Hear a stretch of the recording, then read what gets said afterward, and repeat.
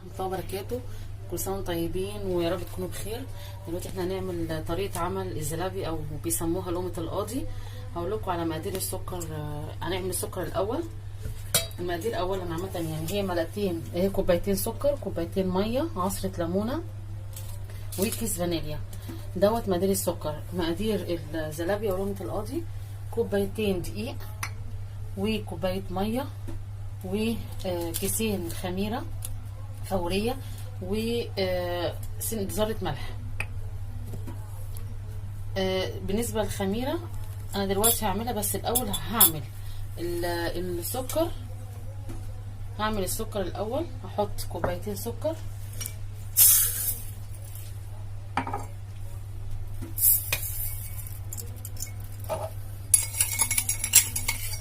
كده بالطريقة دي. السكر. ارجع بقى احط كوبايتين المية،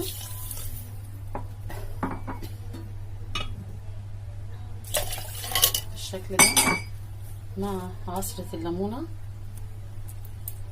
الليمونة يا جماعة بتعقده او بتديله قوام حلو.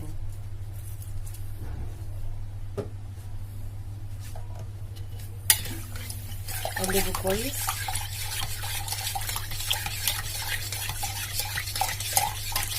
وهحطه على النار لمدة نص ساعة. هرجع لكم تاني. دلوقتي بقى هدوب الخميرة الاول وهسيبها لغاية لما تخمر شوية، لغاية لما اعمل العجينة بتاعتها. هحط معلقة سكر،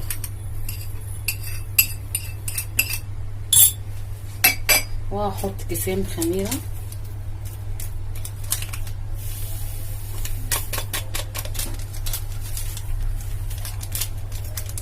بالطريقة دي.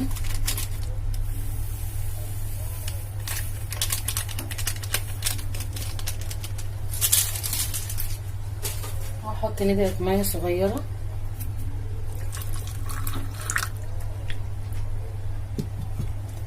دافية او ممكن تكون فترة شوية، مش مشكلة.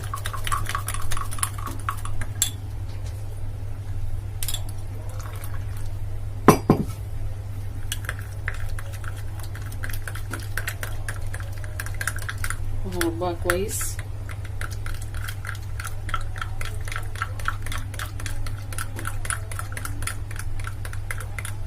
بالطريقه دي كده على جنب. ودلوقتي يا جماعه رجعت لكم بقى تاني عشان نعمل العجينه بتاعه لقمه القاضي. هحط كوبايتين دقيق،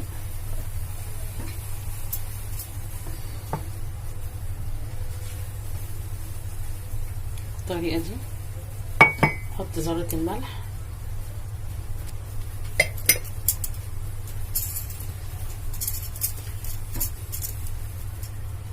وهحط الخميرة بتاعتنا،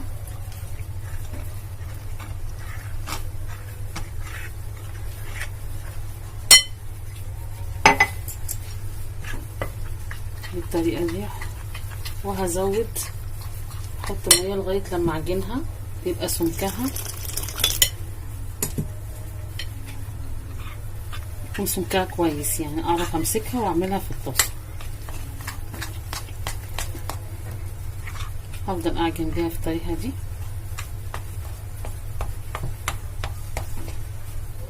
هزود مية تاني،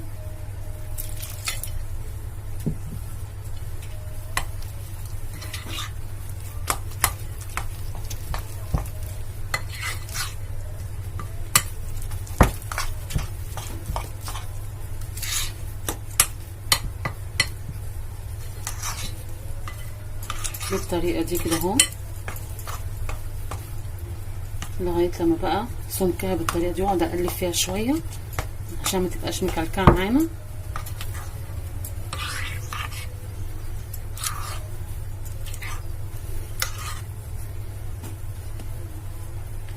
وهسيبها لغاية لما تخمر، حوالي من ساعة، ساعة ونص كده. اغطيها بحاجة واسيبها تخمر شوية في حتة دافية. ودلوقتي يا جماعه رجعت لكم تاني بعد ما خمرت. بص خمرت بقت جميله ازاي، وخمورها يعني ما شاء الله عليه. يعني فوادي العسل خلصته، هحط عليه الفانيليا عشان ما انساهاش بالطريقه دي.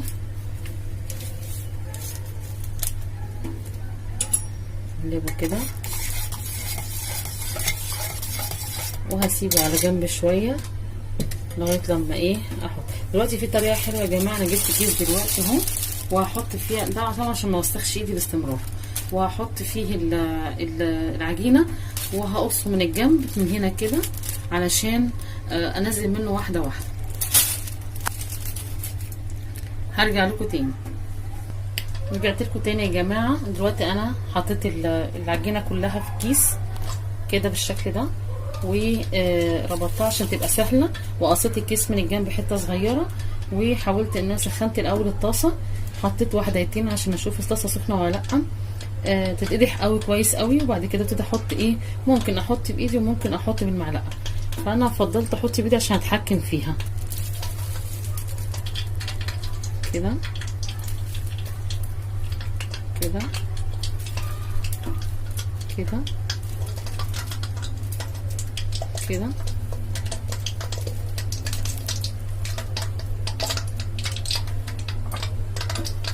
انا فضلت ابلها ميه عن الزيت، لان لقيت الميه ما بتمسكش في ايدي الزلابيه قوي زي الزيت.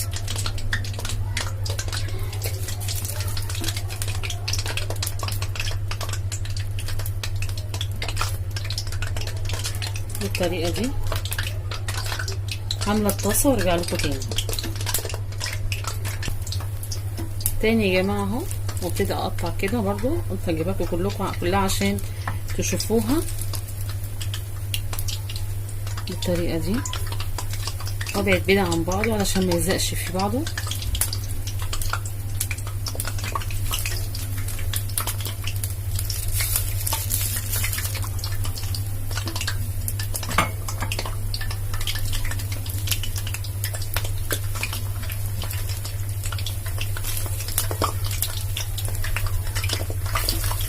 انت ممكن تتحكمي في الحجم بتاعها، ممكن تعمليه صغير كده وممكن تعمليه كبير،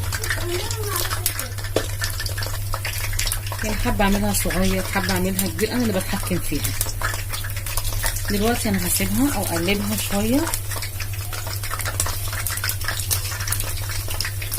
بحيث ان انا عايزاها يا دوبك يعني مش تصفر كمان، يعني يا دوبك تاخد بس وش صغير كده عشان هطلعها وارجع اعملها تاني.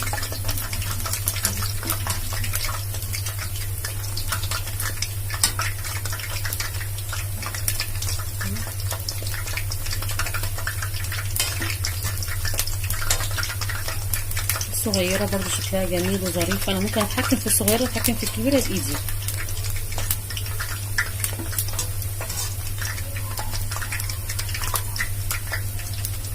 هرجع لكم تاني واوريكم هطلعها ازاي. ورجعت لكم تاني يا جماعه، وانا كده اهوت عايزاها بس تبقى اللون ده عشان هرجع احطها تاني. هصفي كده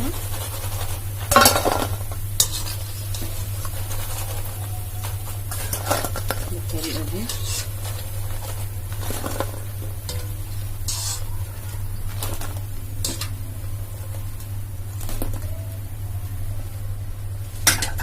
وارجع اعمل انا بقى هتحكم في الصغيره شويه بالطريقه دي.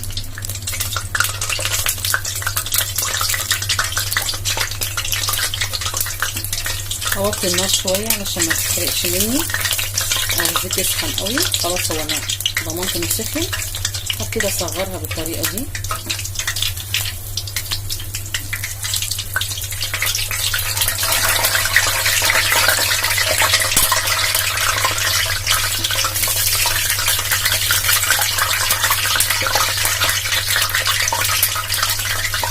يا جماعه كل ما الصغيريه بتنفش في الطاسه تاني.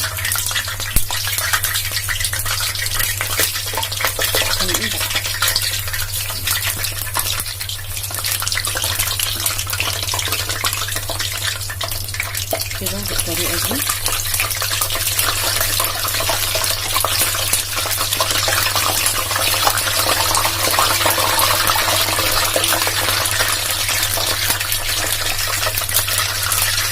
هرجع لكم تاني بعد ما اخلص الطاسه. رجعت لكم تاني يا جماعه، هو بقت بالشكل ده. انا هستنى لغايه لما تحمر برضو زي اللي قبليها، وابتدي اطلعها كلها عشان هحطها تاني عشان تدي القرمشه اللي انتوا بتشوفوها بره عند الحلواني بالطريقه دي. انا لما صغرتها اتحكمت فيها اكتر، انت في ايدك تصغريها وفي ايدك تخليها كبيره على حسب ما انت محتاجه. بصوا يا جماعه جميله ازاي، كمان بتقرمش، بتبقى طعمها جميل جدا.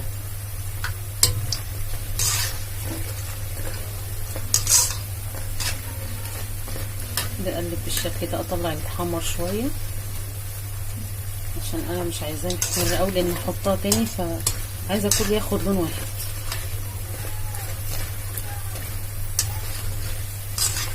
بالطريقه دي.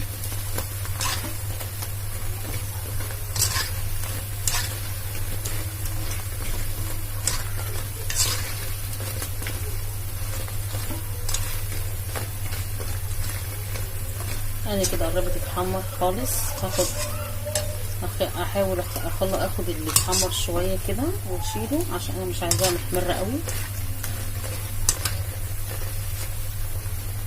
يا جماعه احنا ممكن نحطها بكذا طريقه، ممكن بقى تزوقيها بالشوكولاته، تزوقيها بالفرماسيل، تزوقيها بالسكر البودره، تزوقيها بالعسل، عندك كذا شكل ليها. ممكن في حلويات بتبقى عسل احمر او الوان. طلعنا قد كده بقى طلعناه اهوت، وهرجع احطه تاني عشان يديني الاحمرار والقرمشه، وحبه حبه احط حبه كده.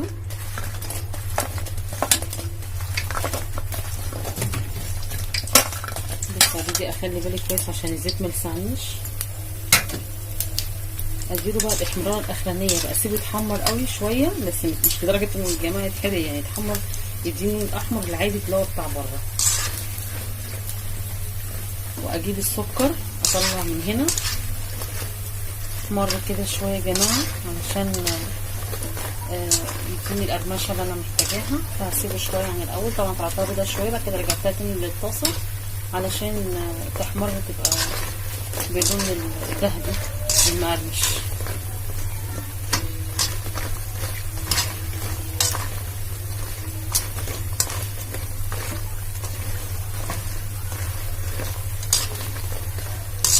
وابتدي بقى اطلع، بس اسيبها بس تحمر شويه كذا واحده كده. كل ما تسيبيها تقرمش اكتر وتحطيها في الزيت. عايزه اطلعها على طول، ما تشربش سكر كتير براحتك. في ناس ما بتحبهاش مسكره، وفي ناس بتحبها بتبقى غرقانه شويه في السكر.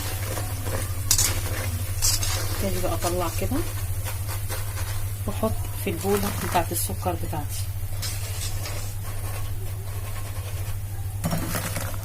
بالطريقه دي.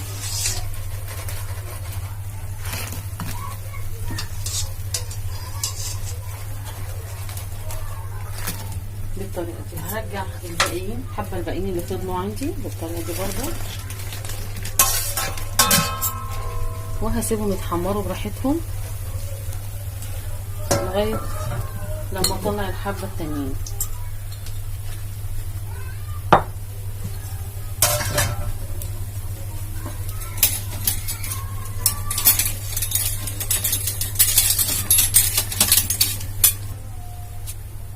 انا دلوقتي حطيتها وقلبتها شويه في العسل، ابتدي بقى اشيلها كده، احطها في البوله الثانيه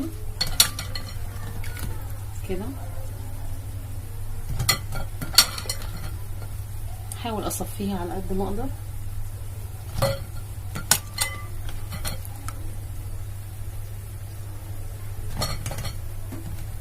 بالطريقه دي.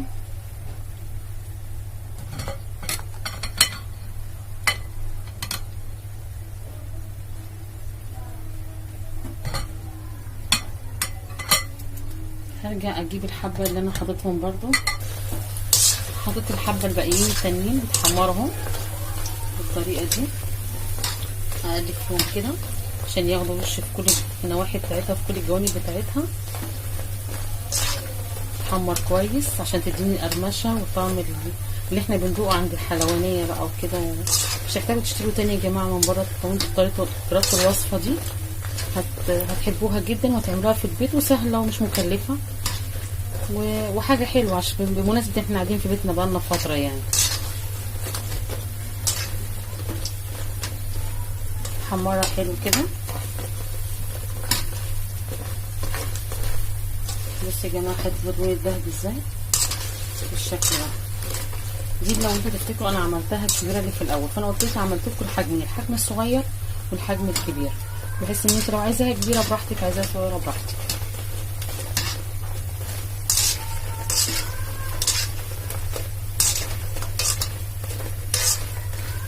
هبتدي بقى اطلعها. انا عايزاها لون الذهبي ده كده.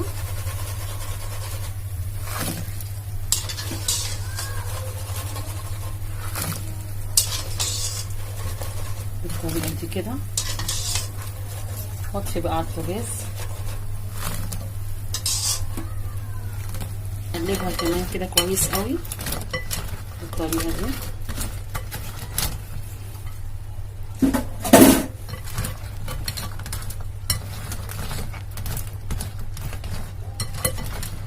صفيها كده كويس قوي.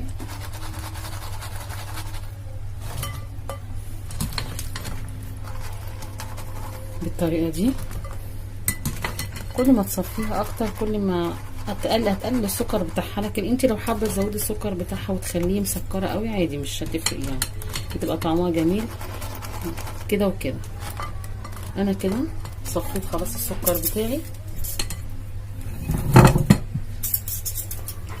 انا دلوقتي عندي شويه فورماسيل، فانا هحب احط ازوق بيها الطبق بتاعي او الزلابيه بتاعتي بالطريقه دي، على حسب رغبتك انت. حابه تعملي كده، حابه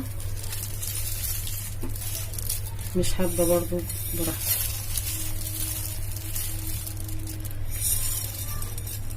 بالطريقه دي.